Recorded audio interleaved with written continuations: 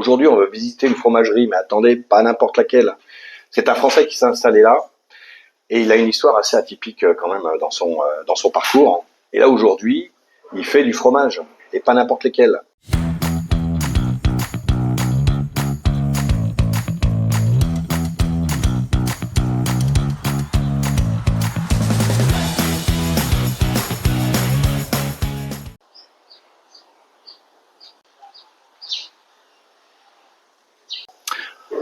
Alors voici Christophe.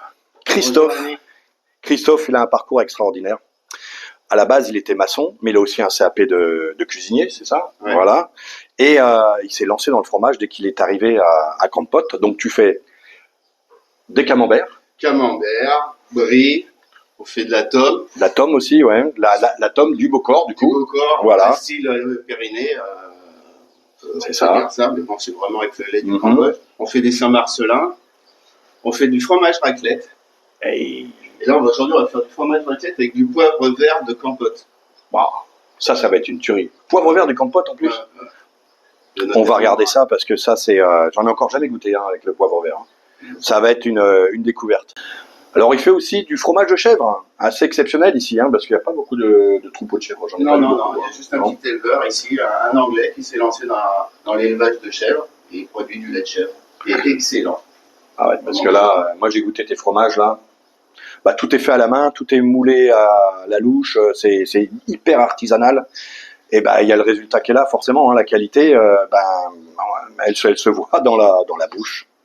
Bon, on va voir toutes les étapes justement pour faire un fromage et particulièrement tout ce qu'il a mis en place parce qu'il n'y avait rien au début. Donc faut quand même souligner le courage qu'il a eu de se lancer là-dedans. Donc là, on fait chauffer le lait à 32 degrés. Donc là c'est du lait de vache qu'on t'a livré. Voilà. D'accord, ok. Je le fais chauffer à 32 degrés. Donc tu achètes le lait de vache à des producteurs locaux. Oui. D'accord.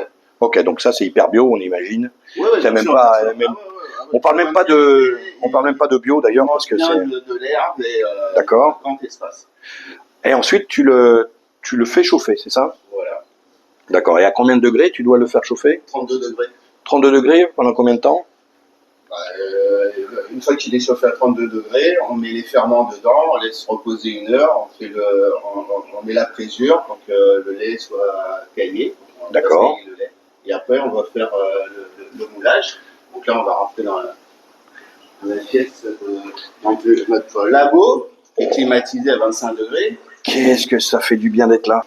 Pas fini. Attends. T'en prie. Voilà, donc le labo, il y a madame qui est en train de faire les... On va y revenir, D'abord, voilà. Là, on a les briques, là, ils sont en équitage, on a moulé. D'accord. Donc là, en fait, tu prends la louche comme ça. Voilà, tout est moulé à la louche. Tout est moulé à la louche, d'accord. Une louche par chaque moule, un par un, et après on revient, voilà. Et c'est fait artisanalement, selon la tradition de la Normandie. De la Normandie, d'accord. Donc tu as suivi effectivement tout ce process qui vient de France en fait. D'accord, tout ce savoir-faire. Ok, là tu l'appliques ici. Donc là, on t'a dit c'est des Saint-Marcelin, c'est ça? Non, ça c'est les bris. Des bris, pardon. Les bris sont là, et là on a fait des mini camemberts. Voilà. D'accord, des mini camemberts. Et oui, forcément, parce qu'il faut des tailles pour que ce soit adapté à chaque consommateur. Voilà, ça c'est le lait qui a caillé déjà. Voilà. D'accord, donc c'est ce que tu as fait chauffer tout à l'heure. Tu as mis les ferments. Voilà. Et ça donne ça. Ouais, on met les ferments et après on met de la présure. D'accord. Ça permet de cailler le lait. Voilà, et donc tout est moulé à la louche. Quelle patience. C'est quand même du boulot. Là, ce sont des tomes que tu as faites hier. Je suis admiratif de ce savoir-faire. Bien été pressé. Oh là là là là là là. Ah oui.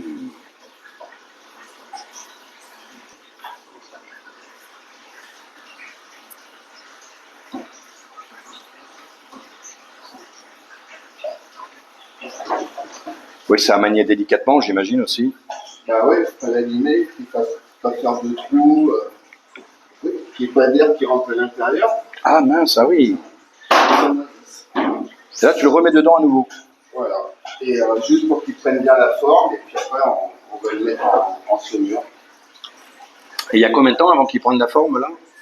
Là, on va relaisser encore un petit quart d'heure. D'accord. Et puis après, on va le mettre en réfrigérateur à 16 degrés. D'accord, avec la saumure. Et non, on va le mettre dans la saumure pendant 36 heures. 36 heures en saumure, d'accord. Et après, il est prêt à la vente. Et après, il faut l'affiner pendant 3 mois. Oh, punaise! Ah oui, en effet, ouais, naïf que je suis. Hein. Ah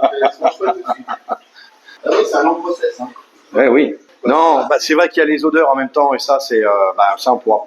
Il n'y a pas encore cette technologie-là. Hein. On n'est pas encore dessus. Mais là, tu m'avais expliqué que tout ça, c'est toi qui les avais fabriqués, tous ces moules-là. Oui, oui, tout est fait. L'état d'égouttage, tout ça, je ne peux pas mettre moi-même. Ah ouais, ok. Donc là, tu as trouvé. Ça, c'est quoi? C'est ce truc de gouttière, non? C'est des tubes PVC. Des tubes PVC, d'accord. Ok, tout artisanal parce que, ben voilà, en France, on achète tout parce que, ben, on est fromager, on n'est pas bricoleur. Mais Christophe, lui, il est les deux. Je prends un peu de recul là parce que le labo, il est digne des labos qu'on peut trouver en France. Hein. Évidemment, le service d'hygiène trouvera toujours à dire quelque chose, mais sincèrement, c'est hyper propre, c'est vraiment nickel. Hein. Waouh, quel travail, hein. C'est beau. Moi, je suis super admiratif, c'est magnifique. Magnifique, magnifique. On voit ce savoir-faire là. Et donc ça, ce savoir-faire, tu l'as appris comment? Eh ben, en regardant des tutos sur YouTube. C'est impressionnant. Et donc, tu as réussi tout de suite? Non. Il a fallu au moins une bonne année, 2 ans avant d'arriver à avoir quelque chose de bien commercialisable. D'accord, donc tu as eu... J'ai appris tout seul. Ouais. J'ai appris de moi-même. Donc, on a fait des tests, on a poussé, on est arrivé à quelque chose de convenable. Il fallait vraiment avoir envie de réussir. Hein. Comme quoi, la persévérance, quand on voit en plus toutes les étapes qu'il y a et le temps d'affinage, etc., bah, rien n'est gagné. Hein, parce que j'imagine qu'à chaque étape, c'est un risque. Hein. Oui. Il y a un risque de... Bien sûr. On teste tout pour voir s'il y a le moindre problème. Tout est jeté, hein, bien sûr. Hein. On ne prend aucun risque hein, au niveau de l'hygiène et tout ça. Ah, j'imagine bien, ouais. On est très à cheval là-dessus. Donc là, toi, tu as des fournisseurs de lait, aussi bien du lait de vache pour faire le camembert, oui. Mais aussi du lait de chèvre. Oui. Donc ce sont des chèvres du Cambodge, du coup. Ouais, et elles sont à compote. Elles sont à compote. Et les vaches aussi? Les vaches, non. Elles sont à 180 km. Si, même quand je suis arrivé au Cambodge, je savais pas que j'allais faire du fromage. Je suis arrivé ici à l'aventure, avec des produits locaux. Ici, tout est ici. Je ne fais rien venir, à part les ferments, mais sinon, on ne fait rien venir de France. C'est impressionnant. Alors, faut vous imaginer, pour tous ceux qui aiment bien tout ce qui est produit bio, en fait, ici, on ne pose pas la question est-ce que c'est bio, est-ce que ça l'est pas, parce que ça l'est forcément. Il n'y a pas de traitement, ça coûte cher, donc personne ne traite quoi que ce soit. C'est très très rare, donc tout est hyper méga bio. C'est vraiment, il n'y a aucun traitement. S'il y en a, ça sera des insectes qui vont bouffer d'autres insectes, etc. Donc on ne parle pas de produits bio puisque ça l'est à 200%. Ce qui n'est pas tout à fait le cas en France. Juste une parenthèse. Toi, quand tu t'es lancé dans le fromage, tu connaissait, t'avais aucun fournisseur? Non. D'accord. Et on a fait des recherches, et puis on s'est renseigné, puis on a trouvé quelqu'un qui produisait du lait. Non, j'ai un taxi qui vient avec un gros pick-up et on fait des voyages de 500 litres. Et là, donc, tu viens de lancer une production. C'est combien de litres de lait? Entre 500 et 600 litres de lait. Je vais vous montrer là. Donc ça, c'est le brie. Le brie, d'accord. Et donc, pour faire un truc comme ça, il te faut combien de litres de lait, du coup? 2 litres. 2 litres par fromage. Oui. 2 litres de lait par fromage. Ah ouais, quand même. Ouais. On va s'écouter, on va recharger un petit peu. Là, il en reste encore dans le seau. D'accord. Au fur et à mesure qu'il descend, on va le recharger pour arriver à 2 litres. Donc, il sera à la fin. Pour arriver à avoir un fromage de 250 grammes. Impressionnant. 2 litres de lait. Et tout le temps qu'il faut pour que ça arrive à... Là, ici, ça va s'égoutter pendant 6 heures. Et toutes les heures, il va falloir les retourner pendant 6 heures. Je vous présente. Ton prénom? Moi, c'est Max Lemonnier. Matt. Eh bien, écoute, enchanté, Matt. C'est Matt qui est... Max, pardon. Excuse-moi. Max, c'est un super travail que tu fais parce que après, ça va nous permettre à nous de nous régaler, tu vois. Voilà, c'est Max qui fait les moules de ces fromages-là. Et il y met son cœur, hein, et ça se voit d'ailleurs. Hein. C'est superbe. Et là, c'est ma maman.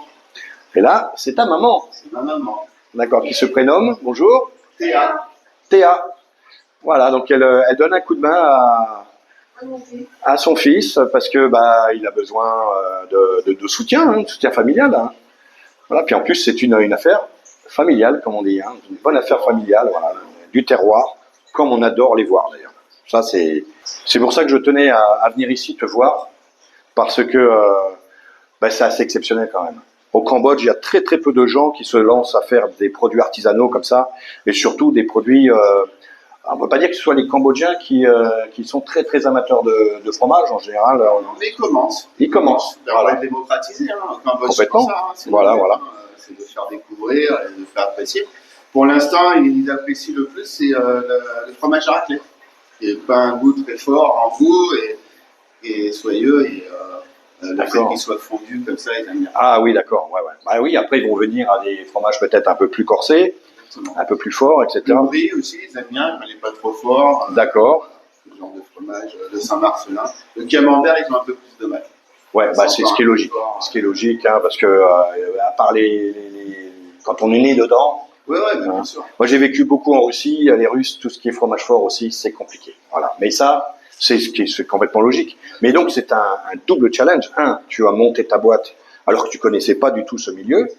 Et la deuxième chose, c'est de faire apprécier ce que tu fais à des gens qui sont pas, qui ont traditionnellement pas l'habitude de manger du fromage. C'était ça le challenge. C'était les deux, ouais. Fallait y aller. Hein.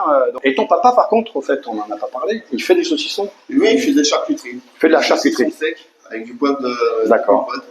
Ok, parce que tes parents, ils sont installés avec toi ici. Voilà. Ils sont là depuis quelques temps. Depuis un an. Entreprise familiale et en plus ils se complètent les uns les autres. Donc ça peut être que bon en fait. Hein. Le moral est là, le savoir-faire, la qualité. Franchement, ouais, la liberté. Je vais vous montrer le logo parce que le jour où vous passez au Cambodge et que vous voyez ce logo-là, vous pouvez être, au moins c'est une garantie d'un produit excellent, mais vraiment fabuleux. Je vous le dis ça parce que j'en ai mangé et j'en ai goûté. La dernière fois, tu nous as fait une dégustation. On en a ramené 2,5 camions chez nous personnellement parce que non, franchement, on n'en trouve pas des produits comme ça, des produits français au Cambodge. Bravo, 1000 fois bravo et encore merci surtout parce que ça nous permet à nous, Français expatriés, de pouvoir retrouver un petit peu nos saveurs d'enfance et puis notre tradition, notre culture. Donc tu es importateur de culture. Exactement. Voilà. Derrière moi, là, dans l'image qu'on a vue, c'est son habitation, bien évidemment. Et en bas, on voit la petite porte, là. Il a fait tout son labo. Toute sa partie travail est là-bas. Un peu plus loin, ici, on voit les frigos où, justement, il y a toute la fermentation des fromages et de la charcuterie, parce que son papa fait de la charcuterie. Comme je disais, notre ami, c'est un très bon saucisson. Ah, mais... Un petit peu bâton du berger. Alors, vous voyez mon physique. Moi, je suis sportif, maigre et tout ça. Et moi, le saucisson, c'est pas mon truc. Non, franchement. J'en ai mangé des saucissons. Moi aussi, c'est pas mon truc. Mais il est fabuleux. Le problème, c'est que dès que tu mets la tête dedans, il en prend un coup, le saucisson. Là, tout est fait, encore une fois, j'insiste là-dessus, tout est artisanal. Tous les produits sont d'ici. Et en plus, c'est bien maîtrisé. Tu vas cailler le lait, c'est ça? Là, je coupe le cahier. Tu coupes le cahier, d'accord. Et ça sert à quoi, du coup? C'est pour faire extraire le petit lait, en fait. Pour garder juste le fromage. Voilà. On voit bien le petit lait. Tout est coupé. Donc ça, qu'est-ce que c'est que cet instrument, du coup? C'est un coupe-cahier que j'ai fabriqué moi-même. Ah, punaise, tout artisanal au fond, hein. À fond, à 100%. Impressionnant. Ah oui, donc tu vas jusqu'au fond. Oh, c'est rigolo comme tout, ça. On coupe le cahier. Alors au début, il est un peu fragile. En fait, l'idée, c'est de faire évaporer le petit lait. De l'expulser, en fait. Tu vois, il se sépare, là. D'accord, ouais. Plus ça va chauffer, plus le fromage il va se contracter à fur et à mesure. D'accord. Et il faut aller doucement pour pas trop le casser, sinon on perd du fromage. Tu vois. Sur 1 litre de lait, en fait, on récupère 10% de fromage. 90%, ça c'est... Petit lait.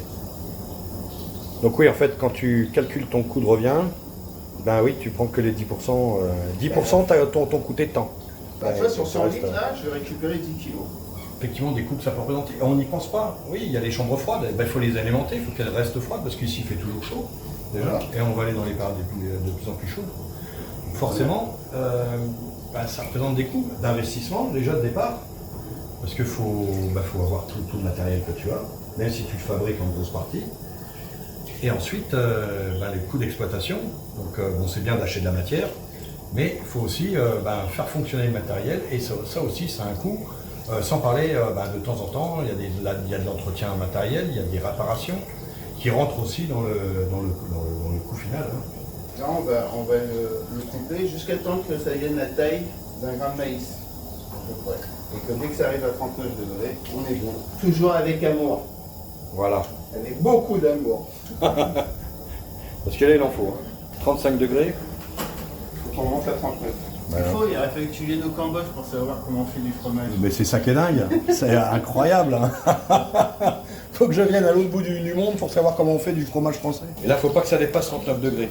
Plus on va le faire chauffer, plus il va être sec. La persévérance finit par payer. Il faut de la patience et de la persévérance.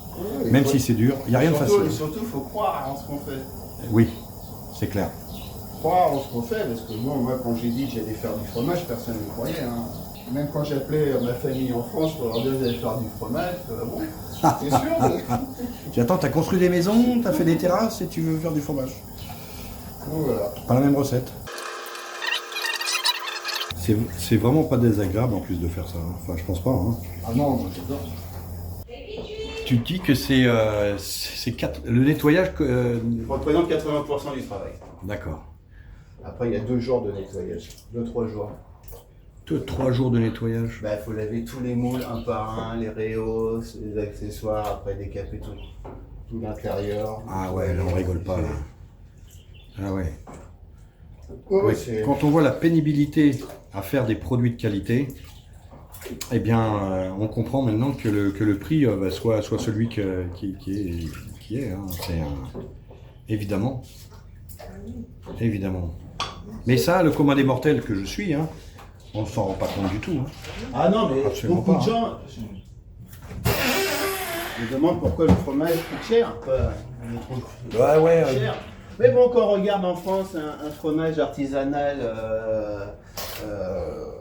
au lait cru fermier, c'est à peu près 8 €, je pense. Ah oui, non mais moi j'allais acheter du fromage que chez mon fromager. Donc c'est un peu Parce que près- j'aime les bons produits. Voilà. Et moi, le camembert, je te parle de ça il y a encore 6 mois, je le payais 7,50 €. 7,50 €. Ouais, Ça fait 8,50 $ ou presque 9. Hein. Bon, c'est à peu près le prix que je Oui. vois ici. Voilà. Bon, je dis pas que je fais partie des grands artisans de France qui font Non, du... Mais le process est le même. Voilà. Le temps que je passe et que je fais... est le Alors, même. je suppose que eux, ils ont automatisé certaines tâches. Oui, j'imagine bien. Ils ont des grosses chauffes pour Ouais. pouvoir chauffer le lait. Voilà, moi je le chauffe avec des petits... Mhm. Mais bon, c'est pour ça, hein, je fais pas une petite production. Hein, je fais ce qui me permet de... Tu fais combien de camembert par mois, par exemple, dans haute saison? On fait entre, je sais pas, 120, 150 camemberts par mois. On doit faire à peu près pareil de brie. D'accord. Pareil, on a une centaine de Saint-Marcelin. Pareil en chèvre. D'accord. Voilà, par mois, ouais. Plus, on fait entre 10 et 20 kilos de tomes par mois aussi. Ouais, Voilà, 30 kilos, ça représente ouais. Alors, une petite production, oui. Enfin, ça dépend. Parce que c'est quand même des quantités, il faut les faire, quoi. Oui, oui. Non, c'est pour ça. Tout seul, oui. Hein, après, ouais, plus je pourrais faire plus, mais Oui, mais à ce moment-là, en faisant plus dans les semaines, et après, je ferai que travailler, quoi. oui, voilà, donc c'est pas la raison pour C'est laquelle on vient ici. Voilà. Voilà, on vient ici pour prendre du temps pour soi aussi. Il y a un moment donné où je prendrai plus de clients, quoi. Ah, mais c'est la raison pour laquelle on vient ici, c'est Faire ce qui te plaît déjà, voilà. parce que personne t'y empêche. C'est ça, c'est surtout ça. Aucun problème pour te lancer dans ce que tu veux. Au contraire, le gouvernement t'encourage à faire des choses ici, à créer des nouvelles choses pour le développement du pays. Voilà, c'est ce qui est important. Et moi, je suis content de pouvoir y participer. Alors en France, il y a des choses bien et des choses des choses bien handicapent en fait l'entrepreneuriat, puisque ce genre de choses, tu n'aurais jamais pu commencer en France. Entre les normes, les diplômes qu'il aurait fallu que tu aies, que tu passes.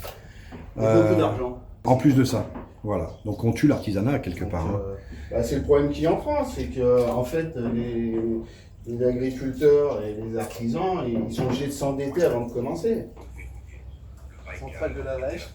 J'ai vu ça, ouais, c'est excellent. Artisanal aussi. Ah ouais, voilà. Ouais. Tout est fait. C'est toi qui l'as fabriqué aussi. Oui. D'accord. Voilà. Avec le Karcher et tout le truc. L'affinage, c'est 3 mois, c'est ça Non, le camembert, c'est 1 mois. D'accord. Et les tomes, c'est 3 mois. Non, combien? Là, ah oui, d'accord. Donc ça, faire 6 kilos. c'est en affinage, là. Ça y est. Là, ouais, on attend un peu qu'ils refroidissent pour les mettre après en saumure. D'accord. Ah, ok. 6 kilos. Ah oui, tu viens de les mettre. Là. Là, j'attends qu'ils refroidissent pour pas avoir un choc thermique avec la saumure qui est déjà froide. Donc là, tu as les camemberts et tu as un humidificateur. Voilà. Ok. Ça, c'est ta chambre froide. Oh là là, c'est la caverne d'Alibaba là-dedans. Et après, j'ai là où on a les tomes. Ouais, les tomes, elles sont en affinage là. Ah waouh, oh, ça sent bon. Oh là là, c'est dommage que vous n'avez pas l'odeur. On est des privilégiés, mais alors, oh, ça embaume, c'est magnifique. D'accord, et là, oh punaise. Il y en a encore là, qui sont en affinage aussi. D'accord, en d'autres stades d'affinage. Voilà, après on les met au séchage. D'accord, waouh. Punaise, qu'est-ce que ça sent bon. Et là, je vois. Voilà, c'est des saucissons qu'on m'a fait là, c'est des essais. D'accord, et là, c'est Du jambon. Jambon. Bien sec. Dites-moi en commentaire, s'il vous plaît, si ce genre de sujet vous intéresse. Parce que j'ai quelques artisans qui se sont installés ici, enfin quelques personnes, des barangs principalement, hein, des étrangers, qui se sont installés au Cambodge et qui se sont convertis à certains métiers, en tout cas, comme la boulangerie, la boucherie, la culture du poivre, etc. etc. Ça, c'est intéressant de savoir si ce sont des sujets qui vous intéressent. Je vais également commencer à faire en anglais on appelle des interviews d'expats. Notamment, là, prochainement, c'est quelqu'un qui a tout quitté en France, comme beaucoup, hein, et qui s'est installé ici. Voilà, donc ça peut être intéressant d'avoir un petit peu son histoire, le pourquoi, le comment, et quels moyens, etc. Voilà. Bon, en tout cas, j'espère que cette vidéo vous a plu. Si elle vous a plu, mettez un petit pouce, un commentaire, quel qu'il soit, un point d'interrogation, un smiley, peu importe. Ça fait marcher l'algorithme, donc c'est très bien. Pour ceux qui ont des critiques, c'est les bienvenus, bien évidemment. Ceux qui ont des commentaires qui ne sont pas très sympas, allez-y, défoulez-vous, ça fait marcher l'algorithme. Moi, ça me fait rigoler, alors allez-y, hein, avec bon cœur, déchaînez-vous, faites ce que vous avez envie de faire. De toute façon, toutes les critiques sont bonnes à prendre. Voilà, je vous souhaite une excellente continuation et à très bientôt dans un prochain vlog. Rencontrer l'un d'entre nous, un artisan discret installé ici à Campote, un homme passionné qui travaille avec patience. Il s'appelle Christophe. Dans son atelier naissent des saveurs étonnantes. Son camembert respire comme au pays. La tente du Beaucorps mûrit doucement. Le Saint-Marcellin raconte une autre France. Fromage de chèvre, brie délicat, raclette parfumée au poivre vert de Campote. Et même un saucisson sec préparé ici. Tout est fait dans son laboratoire, avec des produits du Cambodge, avec des méthodes simples et naturelles. Du lait, du temps et beaucoup de passion. moi René expatrié, je suis heureux de partager ces rencontres avec vous. Merci pour vos likes, merci pour vos abonnements, pour vos messages que je lis chaque soir. Aujourd'hui, je vous présente Christophe, un Français au cœur du Cambodge, un artisan qui a trouvé sa voie très loin de chez lui et qui prouve qu'à l'autre bout du monde, on peut encore créer quelque chose de beau.